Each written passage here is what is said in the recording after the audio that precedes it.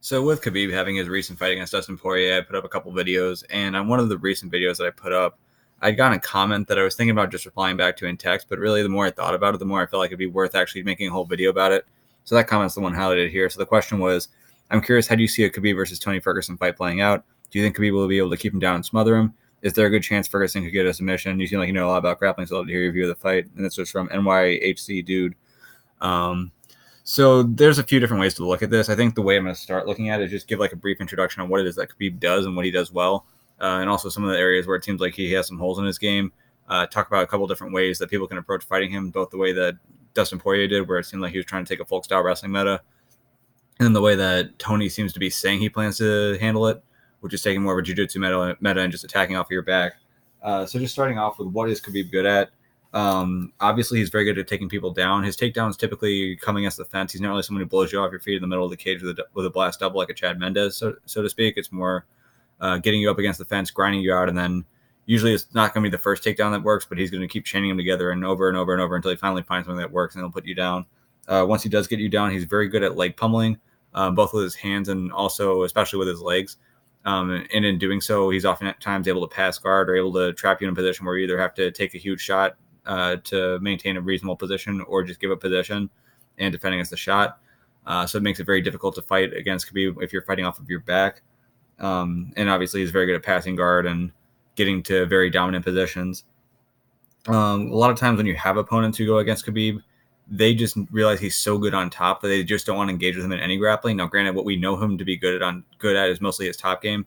It seems as though he does have some arm bars off his back from his Sambo days, but we mostly know his top game. But it seems as though most fighters who deal with him, it's sort of like Anderson Silva in a way, where with Anderson Silva, people would just not even want to engage with him on the feet, even though there would be openings, just because they felt like, I just don't want to be in this area at all, even though they could have been more successful. It seems like the same could be said for Khabib. We obviously had that fight with Dustin where there was that guillotine attempt, and when Khabib rolled through, rather than Dustin rolling through with him and trying to take top position, he just tried to finish it off of his back.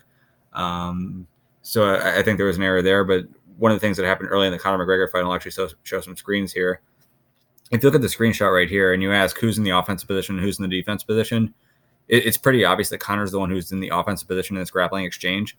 But when you actually watch it live, you could tell that even though Conor was in the strong position, he was still thinking more defensively. He just wanted to get out and just disengage rather than take this top position and try to do something with it, whether he wanted to sprawl this leg back and then try to just control from top. It probably would have put him in like a top turtle position, not really in a position to take the back. He'd probably end up on bottom if he tried to throw a hook in with Khabib having this arm here.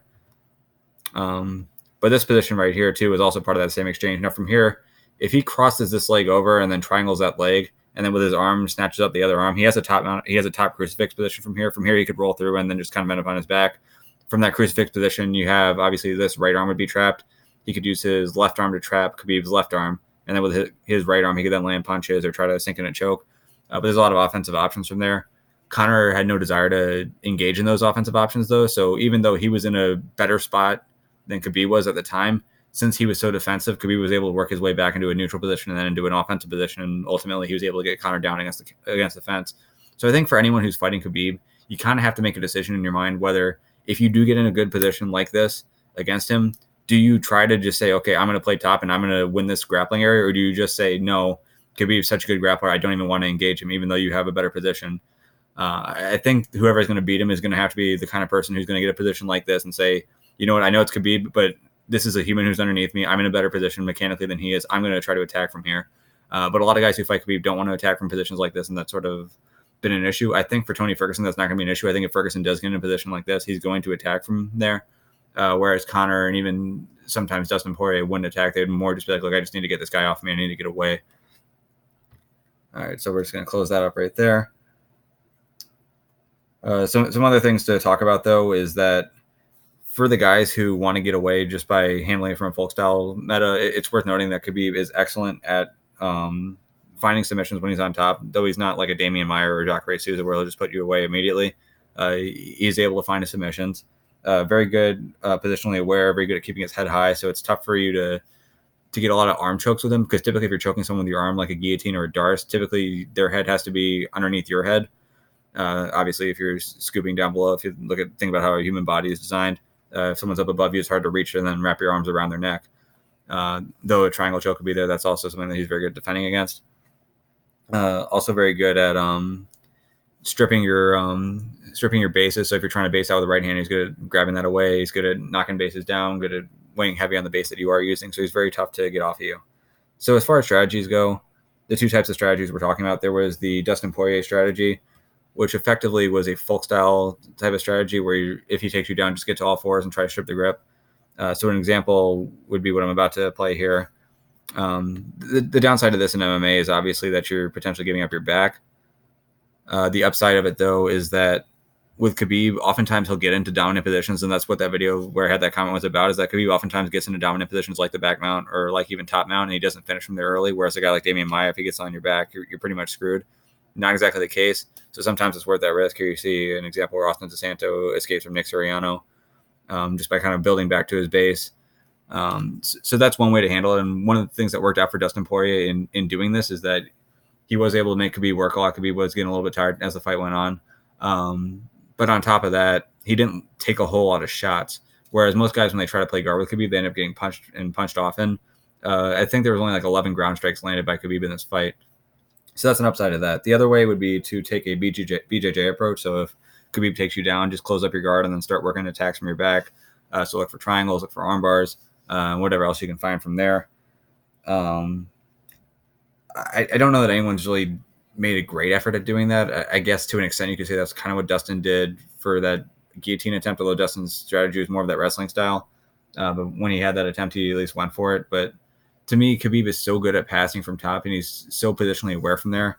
You have to be extremely special off of your back to be able to give him problems there. And just being a jiu-jitsu black belt isn't enough. You have to be a black belt who specializes in that position. And even then, I don't even know that that's enough to beat him. I think a matchup with a guy like Ortega would be interesting just to kind of see that, where you have a guy who's a great offensive guard player, but I don't know that anyone in the lightweight division is really going to offer that. People are thinking that Tony could be that guy. I'll talk about specifically what Tony does.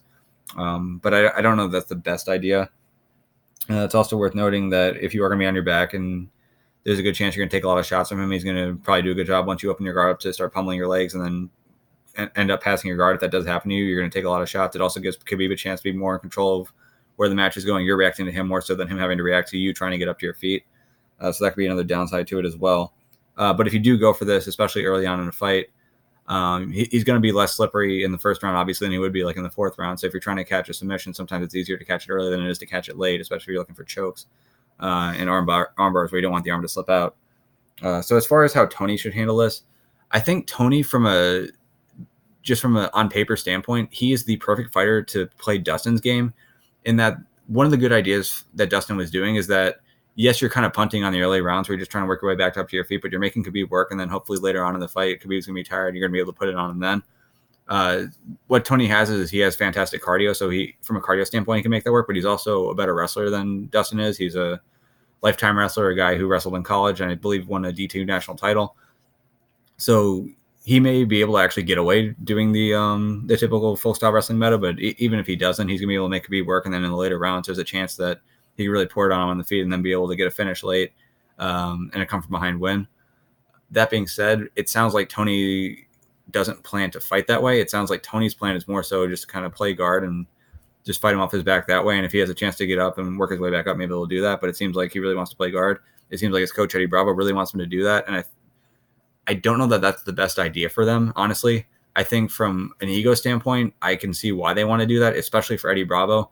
If you think about how dominant Khabib has been on top, could you imagine if Khabib takes down Tony Ferguson early in the first round, Tony Ferguson wraps him up in mission control or rubber guard and catches a submission from there? How big that would be for Eddie Bravo. Eddie Bravo has been saying for so long that the reason why he does what he does is because it's what works for MMA, that most jiu-jitsu places, their guard isn't really built for MMA. But that this rubber guard is built for MMA. It's built for strikes. It's built for more of a self-defense situation. If you can have Tony Ferguson go in, play that rubber guard, and submit Khabib Nurmagomedov, I mean, the business that 10th Planet Jiu-Jitsu would do the next day would be enormous. Just people would be signing up left and right. It would be probably one of the biggest moments for 10th Planet Jiu-Jitsu that there could possibly be. And I think that's what they're going to aim for. From a strategic standpoint, do I think it's a good idea? No, I don't. Tony does have triangles off his back, but like I mentioned before, Khabib's very submission aware. It's going to be tough to get him. So if I'm Tony Ferguson, I'm probably going to just say, look, try not to get taken down, but if you do get taken down, just try to work your way back up. And then maybe if you have to punt a couple of early rounds and finish him late, maybe that's what you got to do. But if he tries to submit him off his back, it'll be amazing if he does. I just don't